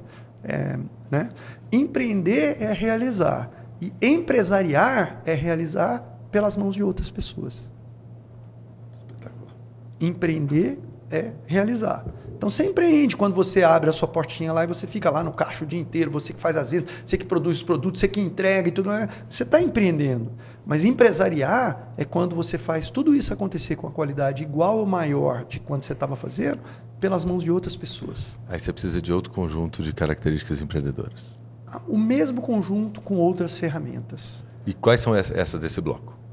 Bom, a gente ainda está no bloco de poder. Tá bom. E no bloco de poder a gente tem persuasão em rede de contatos. Boa. Persuasão é a capacidade de interferir diretamente na maneira como outras pessoas agem. Então, o que é uma pessoa persuasiva? É uma pessoa que te convence a agir do jeito que ela quer. Convencimento. E ela pode convencer mandando, quando você está numa relação hierárquica. Ela pode convencer vendendo, seduzindo, né? Ou seja, te encantando para fazer, te inspirando a fazer do jeito que ela faz. Ela pode te convencer pedindo. Quando você está no café, no restaurante, um pedinte chega e fala de uma maneira que te convence a dar alguma coisa, aquilo é persuasão, em prática. Então, tem várias maneiras de exercer essa competência. E ela vale, né? Claro, a gente está mencionando aqui de você conduzir um time e precisa ser persuasivo com esse time para que eles façam, né, aquilo que a gente precisa para você ser um empresário. E se você fala do franqueado, essa competência está na relação dele com o time dele. Se você fala de um franqueador, e essa competência está, né, em convencer uma rede franqueada de outros empresários a fazer. Então, são formas diferentes de exercer essa competência. Se você fala de um franqueado, é exatamente como você falou. Se você fala de um multifranqueado, já começa uma persuasão mais sofisticada. Primeiro, ele precisa convencer o franqueador de que ele tem condição de ser multifranqueado. Perfeito. Depois, ele precisa convencer os shoppings, os pontos comerciais, os lugares onde ele está indo. Ele tem que fazer tudo aquilo que ele fez da primeira vez, simultaneamente, várias vezes. Tá.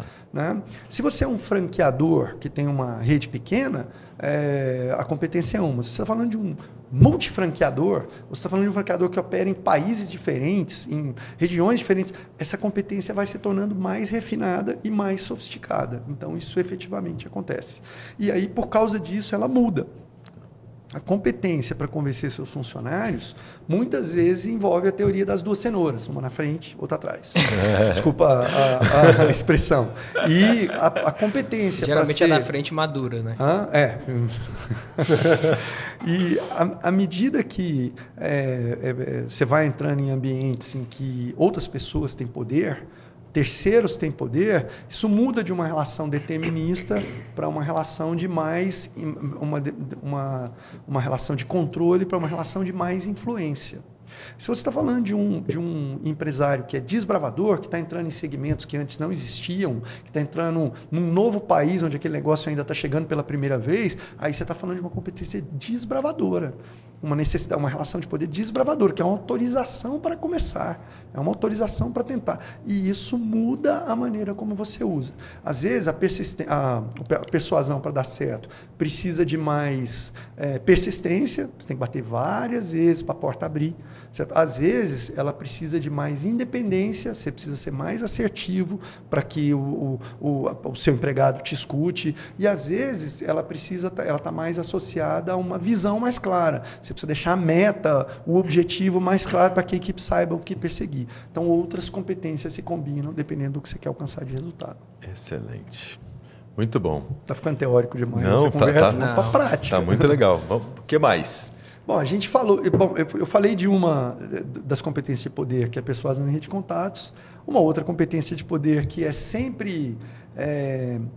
não é dúbia, mas sempre levanta muitas dúvidas na relação de franquia, é a independência e a autoconfiança. Tá.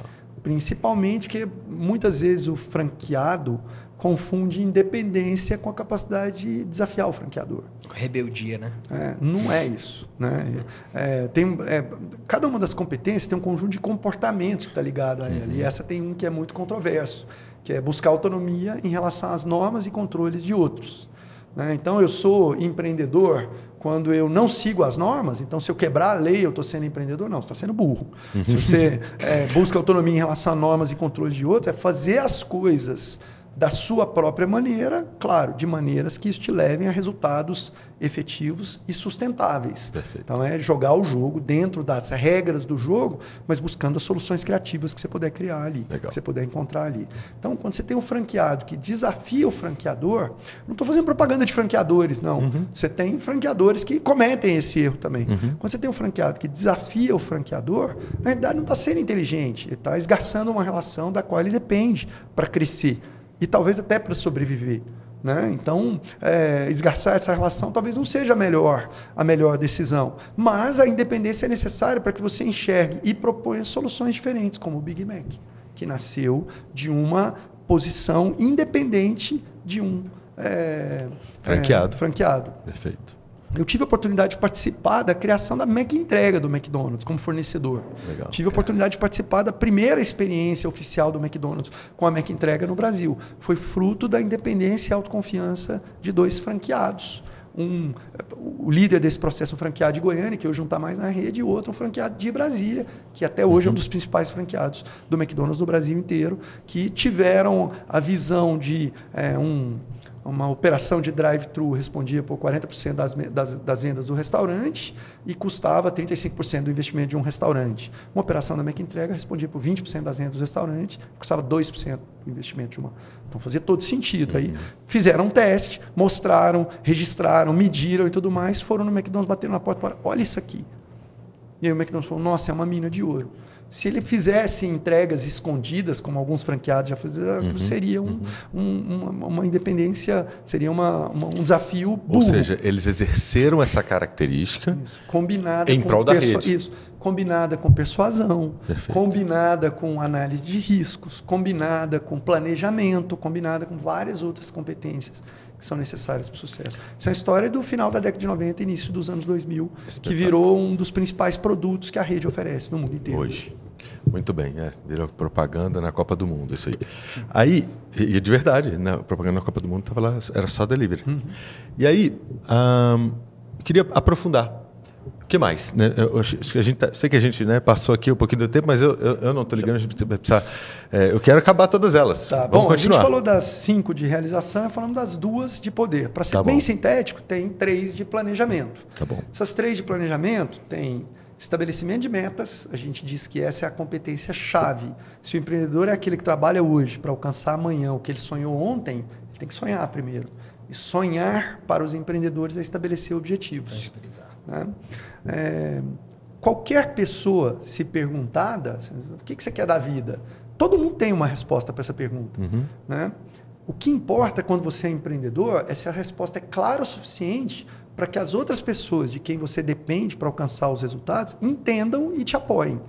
Então, isso é uma meta. Uma meta é uma visão clara de onde você quer chegar, né? Quantificável, com prazo definido e todas aquelas outras características técnicas que um objetivo tem. Que está ligada a planejamento. Então, está ligada com a outra E está ligado assim, enquanto a meta é o destino, né, o planejamento é o caminho. Então, a meta é, vamos viajar. Para onde? Isso é a meta. Mas de que a gente vai, como, que hora que a gente chega lá, onde a gente para abastecer, se a gente come no meio do caminho, se a gente vai de avião, tudo, isso é o planejamento. Essas duas competências são muito importantes. O lado negativo do planejamento é quando o plano é rígido demais, não se adapta às mudanças, e aí vai agora a puxada de orelha dos franqueadores, que vem uma loja com mau desempenho, que vem um franqueado apanhando da concorrência e tudo mais, mas não, tem que seguir o manual de não franquia, sai do caminho. Não consigo te ajudar, tem que fazer desse jeito que vai dar certo e tudo mais. Esse é o planejamento e monitoramento sistemático negativo. Esse é a rigidez, é o lado obscuro, o lado negativo. Você tem o estabelecimento de metas e a terceira competência, que é muito importante para quem quer se tornar franqueado ou franqueador, que é a busca de informações, que é a capacidade de avaliar o mercado, as opções que você tem, as dificuldades que você vai enfrentar, a concorrência, o mercado de trabalho para você trazer mão de obra e todas as características não, e todas as condições que vão ser necessárias para você montar um negócio de sucesso. São três coisas que permeiam o planejamento estratégico: você buscar informação de fora, fazer o planejamento, estabelecer meta e bater o bumbo, se adaptando. Então, eu entendo que esse pacote, esse último, ele está bastante atrelado ao lado gestor Sim. da coisa e menos o lado rasgador de chão que a gente mencionou. Tem só uma diferença.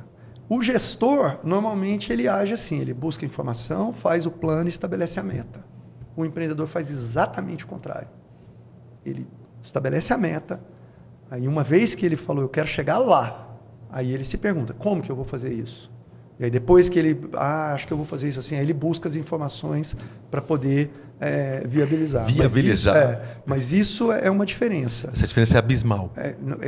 Essa diferença é diametralmente oposta. O executor, ele busca as informações primeiro para ver o que dá para fazer. Depois ele pensa como ele vai fazer, o que dá para fazer. Depois que ele pensou no que dá para fazer e como ele vai fazer, aí ele coloca um número que vai sintetizar aí, tudo aquilo. Esse cara vai subir 2 degraus. O empreendedor que começa assim, lá no destino. O outro fala assim, eu não sei ainda como vou fazer, mas eu não sei ainda tal, mas o que eu vou fazer é isso. Então agora que eu já sei o que eu vou fazer, deixa eu ver como. Agora que eu já sei como, deixa eu ver as condições para que esse como aconteça. E essa diferença muda tudo. Excelente, Renato. E eu acho que a gente passou pelas 10. E passando do tempo, desculpa. Não, tudo bem. Eu acho que foi o episódio mais longo da história do Franqueza na Prática. Não tem nenhum problema disso. Antes da gente acabar, não dá para falar disso tudo e não falar de locus de controle interno. Sem dúvida nenhuma, porque a gente abre outra avenida. É isso. Que também não é uma das características do comportamento, mas ele é quase um pano de fundo de tudo. Pensa assim, volta lá na década de 60 e pensa que vamos pensar que a gente aqui, nós somos da USAID. E a gente perguntou para Harvard se é possível ensinar as pessoas a se tornarem empreendedores de sucesso. Aí Harvard respondeu para a gente o seguinte, a gente pode ensinar, mas não qualquer um. Então, eu estou te perguntando, qualquer um pode ser um empreendedor de sucesso? A resposta é não. Não. Como que eu vou saber quem pode ser um empreendedor de sucesso ou não? Então, ele tem que ter aqueles 3 tipos de motivação, mas antes disso, nós podemos dividir o mundo em 2 grupos de pessoas, pelo locus de controle, que é uma expressão psicológica. Pessoas com locus de controle interno, pessoas com locus de controle externo. Qual é a diferença entre eles? É a competência? É a capacidade? É a energia? A habilidade? Não. É a crença. Pessoas que têm locus de controle interno acreditam que o que lhes acontece depende principalmente deles. Pessoas que têm locus de controle externo acreditam que o que lhes acontece depende principalmente do mundo. Aí do mundo pode ser, eu não quero ser controverso, de Deus, mas também pode ser do governo, também pode ser do meu chefe, também pode ser dos meus pais, também pode ser da minha esposa, também pode ser dos meus filhos, vizinho, também clima, pode ser dos vizinhos, concorrente, também pode ser da pandemia. Também. O que acontece com a minha vida depende de fatores que eu não controlo. Isso é logo eu sou vítima do que acontece com o mundo, externo. Logo eu tenho pouco ação para executar. E o cara de locus de controle externo pode ser bem sucedido? Pode. Quando ele é bem sucedido, ele acha que ele teve sorte. E o cara que tem locus de controle interno, quando ele fracassa, ele não acha que teve azar, ele acha que errou. E aí, como ele errou, ele conserta o erro. Como o cara que tem locus de controle externo acha que quando ele errou ele teve azar, e o azar ele não controla, é externo, ele não muda, porque foi azar, da próxima vez eu vou ter sorte. Porque está fora de mim. E claro, eu estou falando de uma forma muito objetiva. Perfeito. Todos nós temos os dois na nossa cabeça. Você pode, por exemplo, empresarialmente achar que é tudo interno, tudo depende de você, etc. e tal, mas na hora de constituir sua família, você reza para que Deus te mande uma companheira ou um companheiro que, então, é externo. Agora, é possível, porque eu consigo reconhecer, até olhando para mim aqui, todos nós, fazendo disso um divã, eu consigo reconhecer, no passado, ter tido mais locus de controle externo e hoje ter muito mais locus de controle interno. E, logo, isso é desenvolvível. Sim, isso é desenvolvível. Só que o locus de controle depende muito mais da sua experiência de vida do que de uma infusão. Você pode ler sobre locus de controle, fazer um curso, fazer uma prova, tirar nota 10 sobre o que é locus de controle externo ou interno, saber que o locus de controle interno vai te beneficiar mais e voltar para casa no caminho rezando e agradecendo a Deus, porque você não tem... Zero cunho religioso. Eu inclusive, creio em Deus, fui batizado e tudo mais. Não é esse que é o ponto. Perfeito. É a crença de que você pode controlar os seus resultados. Então, a quem é possível ensinar as competências empreendedoras de maneira que se torne um empreendedor de sucesso? A pessoas que têm locus de controle interno. Então, isso é um pré-requisito para empreender. Você não vai encontrar, você pode encontrar empreendedores que falam: tudo na minha vida é porque eu tive sorte. Quem falava isso faleceu recentemente, Silvio Santos. Eu tive sorte. Fui um empreendedor de sorte. Vai olhar para a vida dele, não foi sorte. Não foi sorte. E você acha que ele acha que foi sorte? Não. Ele fala porque isso é socialmente mais aceito. Mas aquele cara, aquele grande empreendedor, sabia quem ele era. Pode ter toda certeza disso. Ou seja, para tentar aprimorar as 10 características de comportamentos empreendedores, só faz sentido para quem tem mais locus de controle interno, porque ele tem mais capacidade de avançar em todas elas. Isso, sem dúvida nenhuma. Tá. E a gente tem culturas que têm locus de controle interno muito forte. A anglo-saxônica tem essa qualidade, essa característica, não é uma qualidade necessariamente. Tem pontos de maior índice de suicídio, tem peso, maior índice de dúvida. depressão e tudo mais. Então, a cultura anglo-saxônica tem isso muito forte. A cultura subsaariana tem isso mais fraco. Tá. E isso não tem estudos que provem, seriam muitas variáveis para avaliar, mas provavelmente tem relação com níveis de desenvolvimento, com toda certeza. E aí, Caião? Deu para aprender uns 2 ou 3? Falar o quê agora? Tem que pensar em tudo, pô. Tem que processar. Tem que processar tudo, velho. Calma. Ô, Renatão. Então, assim, já vou mandar para todos os franqueados da rede e todos que forem entrando também, faz parte agora do treinamento. Acho que a chave para os franqueados e franqueadores que estão com a gente aqui agora, a questão é você, né? Quando você olha para você mesmo, seu locus de controle é interno ou externo e é possível mudar, que competências empreendedoras são mais fortes ou são mais fracas? Então, a chave, o ponto de partida é autoconhecimento. Esse é o ponto de partida. Então, você não pode, mas eu posso, faço o Empretec. E aí você vai aprofundar nisso tudo. Posso também, faço o Empretec. É isso. Fenomenal, Renato. Obrigadíssimo pela aula. Vale, muito obrigado pelo convite para estar aqui com vocês. Foi um prazer. Como eu te falei quando você me convidou, eu falei, cara, é perigoso. Esse tema eu fico chato, eu vou falar demais. Rapaz, se for chato e a gente voltar aqui e falar disso tudo de novo, eu topo. E durar 3 horas a próxima vez. Muito obrigado, parabéns pelo trabalho de vocês. Parabéns que pelo conhecimento. Maravilhoso. Eu fiquei realmente impressionado, sim. Muito legal. Contribuiu muito. Fenomenal. É isso. Acho que o Renato até já deu a mensagem final. Agradecer demais a todos. Tamo junto e vamos fazer melhores empreendedores. É isso aí. Nesse episódio aí a gente conseguiu fazer isso. Essa é a nossa Esperamos missão. que A sim. minha missão pessoal é que o mundo precisa de mais e melhores empreendedores e isso aqui é a base conceitual disso tudo. Então, Vamos em frente. Valeu demais. Valeu. Obrigado, gente. Aquele Até abraço. mais. Valeu, gestores. Ei, valeu. Até mais.